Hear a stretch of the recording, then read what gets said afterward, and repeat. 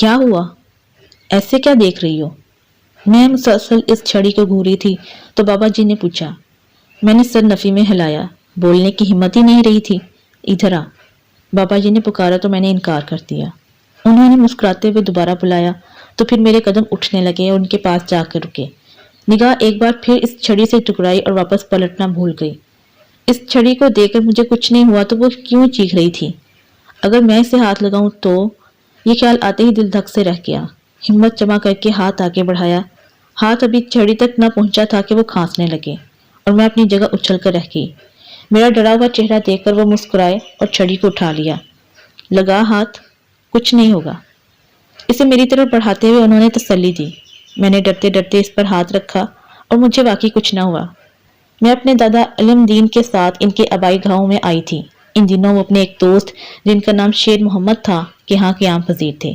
دوپہر کا وقت تھا اور سب آرام کر رہے تھے جب شیر محمد صاحب سے کوئی ملنے آیا تھا۔ وہ انہیں بیٹھک میں لے گئے تھے۔ میں ان کے لمبے چوڑے صحن میں درخت کے پاس چل رہی تھی۔ شدید گرمی کے موسم میں بھی درخت کی ٹہنیاں مجھے ٹھنڈی ہوائیں دے رہی تھیں۔ یک لخت چیخنے چلانے کی آوازیں آنے لگیں۔ ان آوازوں کی سمت سفر کرتے ہوئے میں بیٹھک کے پاس رک گئی۔ دروازہ کھلا تھا اور اندر جو منظر تھا اسے دیکھ کر میرا دل زور زور سے دھڑکنے لگا۔ ایک اجنبی آدمی ہوا سے باختہ کھڑا تھا اور سامنے بابا جی بیٹھے تھے۔ درمیان میں ایک لڑکی آڑی ترچھی لیٹی تھی۔ اس کے بال بکھرے ہوئے تھے۔ بابا جی کے ہاتھ میں چھڑی تھی جسے دیکھ کر وہ چیخ رہی تھی۔ اس کی آواز بہت بھیانک تھی۔ بابا جی نے چھڑی اس کے سینے پر رکھی تو وہ قابو سے باہر ہو گئی۔ پھر کچھ دیر بعد اس کی چیخیں بند گئیں اور جسم ساکت ہو کر ڈھہ ہو گیا۔ شاید وہ بے ہوش ہو چکی تھی۔ اب وہ آنکھیں بند کیے کچھ پڑھ کر اس پر پھونک رہے تھے۔ اسے ہوش آیا تو وہ شخص روتے ہوئے بابا جی کا شکریہ ادا کرنے لگا۔ بابا جی نے ایک بوتل میں پانی دم کر کے اسے دیا۔ وہ چلے گئے لیکن میرے قدم وہاں جم گئے تھے۔ میں نے کہا تھا نا کچھ نہیں ہوگا، لیکن پھر وہ لڑکی کیوں چیخ رہی تھی؟ میرا خوف کسی طور پر کم نہ ہوا، کیونکہ یہ صرف جنات پر اثر کرتی ہے۔ اس پر سایہ تھا اس لیے وہ ڈر رہی تھی۔ ان کی باتیں مجھے بڑی عجیب لگیں اور سب سے زیادہ عجیب وہ چھڑی۔ آپ کو کہاں سے ملی یہ؟ میرے سوال پر وہ مسکرائے بغیر نہ رہ سکے۔ میرے پیر صاحب نے دی تھی مجھے۔ چلو ایک واقعہ سناتا ہوں تمہیں، بیٹھ جاؤ۔ یہ 1986 کی بات ہے جب میری عمر 26 سال تھی۔ میں پیر صاحب سے ملنے دلی گیا۔ مجھے وہاں پہنچنے میں 7 دن لگے کیونکہ یہ سفر میں نے پیدل طے کیے تھا۔ راستے میں میرا ایک پاؤں پھسل گیا اور میں گر گیا۔ گرتے ہوئے درخت کی ایک چاک کو پکڑ لیا۔ اب میں لٹک گیا تھا۔ نیچے گہری کھائی تھی، گرتا تو مر جاتا۔ اچانک محسوس ہوا جیسے کسی نے میرا ہاتھ پکڑ لیا ہو، پھر اس نے مجھے اوپر کھینچ لیا۔ میں پریشان تھا کہ یہ کیسے ہوا، کس نے کیا۔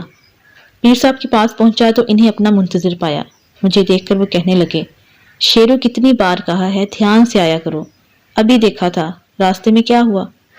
میں حیران ہوا کہ پیر صاحب کو کیسے معلوم ہوا۔ کیا وہ آپ تھے؟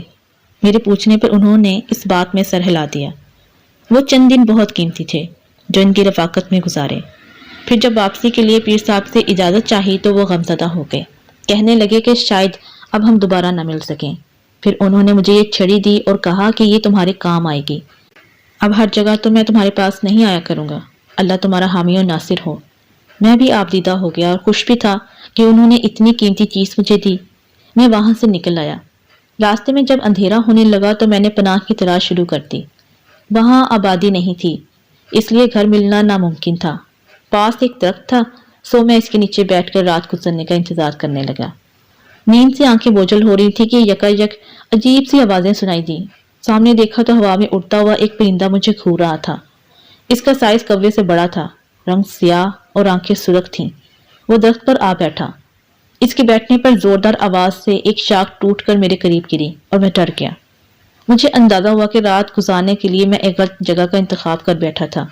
میں نے دیکھا وہ کوا مجھے ہی دیکھ رہا تھا۔ پھر دیکھتے ہی دیکھتے وہ بندر بن گیا۔ بندر اب درخت کی شاخوں سے اٹکیلیاں کرنے لگا، کبھی لٹک جاتا تو کبھی لیٹ جاتا۔ میں مختلف آیتوں کا ورد کرنے لگا۔ اچانک وہ بندر ایک خوبصورت طوطا بن گیا۔ وہ اڑا اور میرے کندھے پر بیٹھ گیا۔ مجھے لگا آج میرا کندھا ٹوٹ جائے گا۔ بھلا ایک طوطا اتنا بھاری کیسے ہو سکتا ہے؟ غلط جگہ پر آئے ہو شیر محمد، وہ بولنے لگا۔ آواز جیسے ہاتھی کی سی تھی۔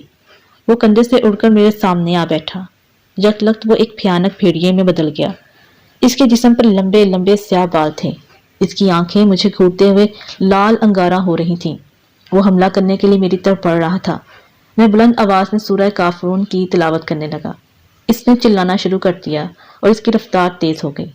میرا دماغ بھی تیزی سے چلنے لگا۔ میں نے بیگ کھول کر وہ چھڑی باہر نکال لی۔ وہ میرے قریب آ چکا تھا۔ میں نے اللہ اکبر کا نعرہ لگا کر اسے مارنے کے لیے وہ چھڑی ہوا میں ابھی بلند ہی کی تھی کہ وہ تڑپنے لگا اور زمین پر ڈھیر ہو گیا۔ میں نے حیرت سے چھڑی کو دیکھا اور اللہ کا شکر ادا کیا۔ رات بسر کرنے کے بعد میں پھر سفر کرنے لگا۔ پیر صاحب سے مل کر آئے ابھی ایک ماہ گزرا تھا کہ اطلاع ملی کہ وہ وفات پا گئے ہیں۔ وہاں گیا تو سوئم کے بعد ہی واپسی ہوئی۔ ایک شخص مل گیا تھا۔ اتفاق سے ہم دونوں کی منزل ایک تھی تو ہم اکٹھے واپس آئے۔ اس کے بعد ہم دونوں گہرے دوست بن گئے۔ مجھے ان کی باتیں خواب سی لگیں۔ خوف بھی ہوا۔ اگرچہ اس واقعے پر یقین کرنا مشکل تھا مگر مجھے یقین ہو گیا تھا کیونکہ ایک منظر میں نے بھی اپنی آنکھوں سے دیکھا تھا۔ لو آ گیا میرا دوست۔ میں نے مڑ کر دیکھا تو دادا جی کھڑے تھے۔ یہی تھا وہ علم الدین۔ میں مسکرانے لگی۔ اس نے ڈرایا تو نہیں تمہیں؟ دادا جی مصنوعی غصے سے بابا جی کو گھور کر مجھ سے پوچھنے لگے۔ میں نے سر نفی میں ہلایا۔ میں اب اکثر بابا جی سے ملنے جاتی ہوں اور اس چھڑی کے کرشمے دیکھ کر دنگ رہ جاتی ہوں۔